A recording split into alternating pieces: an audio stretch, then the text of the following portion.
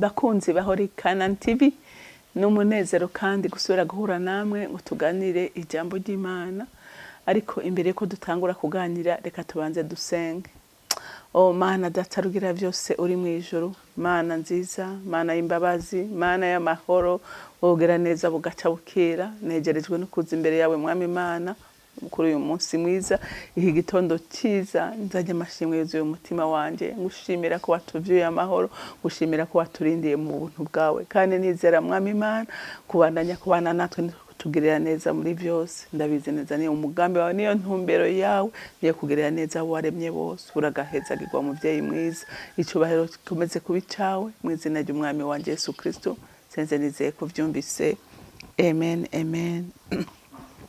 Ijambo rero Imana impaye kuganira namwe, ijambo rivuga ngo urahiriwe wewe wirinda. Haleluya. Urahiriwe wewe wirinda. Umuntu yirinda arahiriwe, kuko hari n'ukuri abantu batirinda na gatoya bigatuma ndetse n'izina ry'Imana ritukwa. Ariko umuntu yiyubara arahiriwe, bituma izina ry'Imana rishimwa kandi nawe ubwiwe agashimwa. Haleluya. Reka dusome ijambo ry'Imana muri Petero wa mbere, turasoma igice cya kabiri, dusome kuva ku murongo w'9 dushikane ku w'12. Haravuga ngo wari kumweho muri ubwoko bwatoranijwe, muri abami n'abaherezi, muri hanga ryera, abantu bashiriweho kuba inyegu yiharije, kugira ngo mukwize ishimwe ry'yabahamagaye, ikabakura mu mwijima ikabashitsa mu muco wayo utangaje. Kera nta bantu mwarimwo, ariko noneho muri abantu b'Imana. Kera ntimwari bwagirirwa imbabazi, ariko noneho mwarazigiriwe. Abo nkunda ndabinginga ko muri inyambukira n'ingenzi mwirinde ivyifuzo vy'umubiri bigwanya ubugingo, mugire ingeso nziza mu mahanga, kugira ngo no kuvyo babavuga nabi nk'inkozi z'ibibi, ibikorwa vyanyu vyiza babona bizotume bahimbaza Imana ku munsi ibagendeye. Amen. Urumva Pawulo arababwira tumva ati mwirinde. Igituma mwirinda sikindi nuko murabadasanzwe. Haleluya, haleluya. Murabadasanzwe, ati murabami n'abaherezi, ati muri ubwoko bwatoranijwe. Gerageza mwiyumvire nk'umwana wa perezida, ukamumusanga hehe, mbega ahantu hasa nabi, bakorera ibintu bibi, ugasanga yamari mu babana banywa rugombo canke za nzoga mbega bazita gute, zimwe zisigaye zitesha ubwenge abantu, bakarambara mw'ibarabara. Umwana w'umwami, umwana wa perezida, ugasanga yijandarika ahantu. Uwo bibona gute? Rero ijambo ry'Imana riravuze ngo natwe, haleluya, natwe twizeye Kristo akatugirira imbabazi. Haleluya. Ngo ariko muri ubwoko bwatoranijwe, muri ubwoko bwatoranijwe, abana b'Imana, tumva tura Kristo. Uko data abona kubona icubahiro Imana iha Kristo, nico iha umugororotsi wayo. Haleluya. Ibaze rero Imana iri kwirakuraba ikakubona ndi mu bintu bijagaraye, ikakubona wuzuye ugwanga, ikakubona yuzuye ibibi, ikakubona umva ukora ya mabi. Urumva mumva Imana yonezerwa, mumva Imana yoshima. Ngo mwatoranijwe, murabera, murabami n'abaherezi. Urumva umwami, ukabona umwami ari ahantu mu bintu biteye isoni, nico gihugu cogayo. Rero kumva uri umwami kaba n'umuherezi ubisumba byose, kuko dukoreye Imana, tuvugira Imana. Abantu bakakubona uri mu bintu bitabaho by'amanyanga. Gerageza wiyumvire ingene Imana ibibona mu ijuru, na Kristo umwana w'Imana nzima ingene akubona. Ariko bikora dusango twirinde. Haleluya. Twirinde. Umva wewe wishire mu kibanza cy'umwana w'umwami, kuko uri umwana w'Imana. urumva uko Imana ikibona Kristo nawe ni kwikubona rero ca wiha nawe ikibanza ukwiye kwicaramo. Haleluya. Kihe wirinde kujya mu bintu bitagira ikimazi, wirinde nirinde naje ndiko nibwira nanje nirinde kuko ndo umwami n'umuhereza. Haleluya. Twese twirinde ngo murabami n'abahereza muri hanga ryera abantu bashiriwe kuba inyegu yiharije kugira ngo mukwiza ishimwe yabahamagaye ikabakura mu mwijima ikabacitsa mu muco wayo utangaje. Urumva Imana yaraguhisemo. Urumva gerageza wiyumvire abagenzi bawe, wiyumvire abantu mu muryango wawe, urumvire hirya no hino abantu batanamwizeye. Yaragutoranije gukura mu bihumbi n'ibihumbagiza by'abanyabyaha, ariko uyu munsi ukaguma wikomporta nk'abo nyene. Yavuga ati ndamuzanye ngomba kumugira inyego yanjye, ngomba kumugira igikoresho cyane, ngomba kumugira uwanje, ariko ukaguma ugize iki? Ukaguma utambikije. Mu bana b'Imana watonze, mu bana ba Satani ni yuri.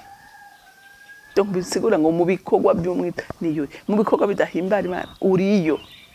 Ariko Imana ivuga ngo wewe uri nyegu yanje, naragutoranije, nagukuye kure, nagukuye mu mwiza, nkurasishiriza umuco wanjye, ndashaka ko umuco naguhaye nawe uwumurikishiriza abantu. Haleluya, haleluya, haleluya. Ngo kera nta bantu mwarimo, ariko noneho muri abantu b'Imana. Kera ntimwari bwagirirwa imbabazi, ariko noneho mwarazigiriwe.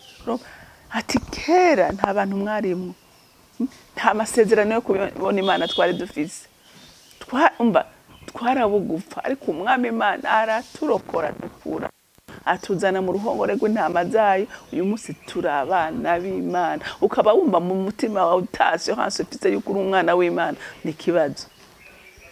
Ubundi wizeye Kristo wese akamwimika mu bugingo bwiwe yahindutse iki? Yahindutse inyegu y'Imana, yahindutse umwana w'Imana. Haleluya. Rero akwiye kwitwara nk'umwana wo mu bwami, akwiye gukora ibikorwa byiza bihimbara Imana nk'umwana wo mu bwami, ukagira ishyaka n'umwete wo gukorera ubwami bwa papa wawe.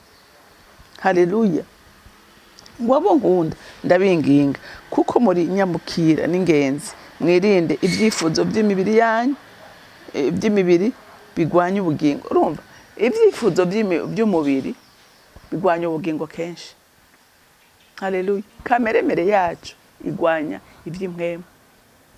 Urumva kameremere ikubwira ibihimbara uyu mubiri, kandi kenshi iby'impwemu siko biba biri. Kuko impwemu kameremere yashaka kukubwira ngo ndashaka kujya kunywera akayoga, ndashaka kujya kwisambanira. Urumva nabonye umukobwa mwiza cyangwa nabonye umusore mwiza, ariko impwemu ikubwira ngo iyi ngoro nukwiye kuyanduza n'ingoro ya mpwemu yera. Urumva ko kamere ibyisaba ibikunda mpwemera byanga, urumva biranigana. Rero nk'umwana w'Imana nugusenga cyane kugira ngo impwemu yawe ihora idomina iminsi yose kameremere yawe. Haleluya. Ibyo umubiri wifuza iminsi yose mpwemu yawe igashobora kujya ku rugezo iyidomina. Urumva uyu mubiri ibyo wifuza ni kameremere ibyo yifuza kacu, kuko umubiri ukoreshwa n'ibyo byose. Haleluya. Ibyo kifuza si byo mpwemu ishaka, ibyo mpwemu yanka nibyo kameremere ikunda. Ibyo impwemu ikunda nibyo kameremere yanka.